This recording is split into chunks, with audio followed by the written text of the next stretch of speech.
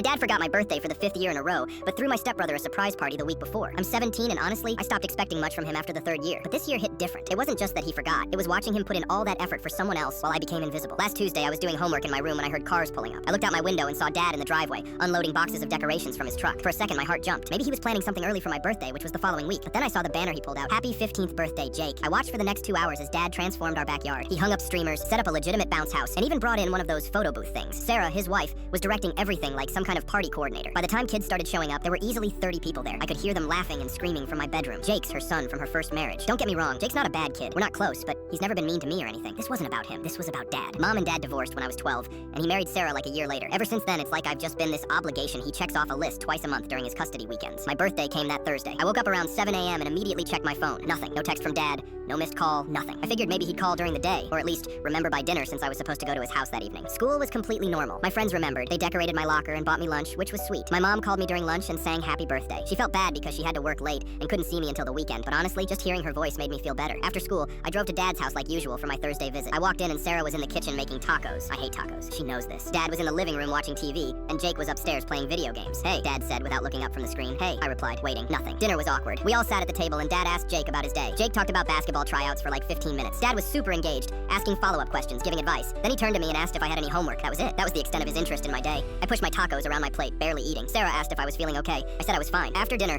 Dad went back to the living room. Jake went upstairs. Sarah started loading the dishwasher. I just stood there in the kitchen feeling this pressure building in my chest. I couldn't hold it in anymore. I walked into the living room and said, "So, nobody's gonna mention anything today?" Dad looked up from his phone, confused. "Mention what?" My voice cracked. "It's my birthday, Dad." The color drained from his face. He set his phone down and just stared at me. Sarah walked in from the kitchen, drying her hands on a towel, looking between us. Jake appeared at the top of the stairs. "Wait, today's your birthday?" Jake asked. "Seriously?" Dad started stammering. "Oh my God, kiddo, I'm so sorry. Work has been absolutely insane, and I'll make it up to you, I promise. We can go out this weekend, do whatever you want." I felt tears forming, but I refused to let them fall. "You forgot last year too, and the year before that, and the year before that. But you remember Jake's birthday just fine. You threw him an entire party." "That's not fair," Sarah interjected. "Your father has a lot on his plate. Apparently not when it comes to your son." I shot back. Dad stood up. "Hey, don't talk to Sarah like that. I said I'm sorry. What else do you want from me?" "I want you to care," I said quietly. "Just once. I want to feel like I actually matter to you." The room went silent. Jake awkwardly retreated upstairs. Dad tried to say something, but I grabbed my backpack and left. I drove home to Mom's apartment and cried in my car for 20 minutes before going inside. That Saturday, Mom threw me a party. Nothing crazy, just my closest friends, pizza, and a homemade chocolate cake with my favorite frosting. She decorated the living room with photos of me from every birthday since I was born. My friends gave me thoughtful gifts, and we played games and watched movies. It was perfect. It was everything I needed. Around 7 p.m., my phone buzzed. It was Dad. "Can I come by? I want to see you." I looked at the message for a long time. Then I opened my photos, found the picture I'd taken of Jake's party through my window, the bounce house, the decorations, all of it, and sent it to him. Below it, I wrote, "You were already at a birthday party this month. This one's for people who actually remembered." 10 minutes later, there was a knock at the door. I opened it, and Dad was standing there with a wrapped present and a guilty expression. "Can we talk?" he asked. I looked at him, at this man who was supposed to be my father, and felt nothing but exhaustion. "This party is invite only," I said. Then I closed the door.